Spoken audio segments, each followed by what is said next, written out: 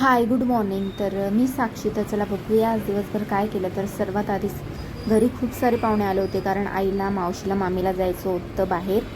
तर त्यामुळे मी नव्हती जाणार. त्यांनी ड्रायव्हर सांगितला होता, तर ड्रायव्हरसोबत जाणार होते. तर मग त्यांची तयारी वगैरे झाली. तर मग चेरीला असं होतं की माझ्यासोबत खेळा, माझा लाड करा, नंतर तुम्ही जा. तर मग आईने तिला रागवलं. त्यानंतर मग तिला वाटलं की मीच चालली गाडी चालवत. तर मग ती बाहेर निघून गेली होती. तर मग आई म्हणे ती गेली का नाही. तर मग ती अंतर आली. मग चिरली आणि मी सगळ्यांना बाय बोललो आणि मग गेली मी बाहेर, कारण आजचा होता संडे आणि मला काहीच काम नव्हतं.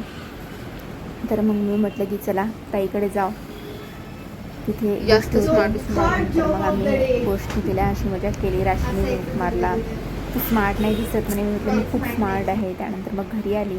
मग सर्वांनी ठरवलं की चला डीमार्टला जाऊया, कारण की त्यांच्याकडेही वेळ होता आणि माझ्याकडेही वेळ होता.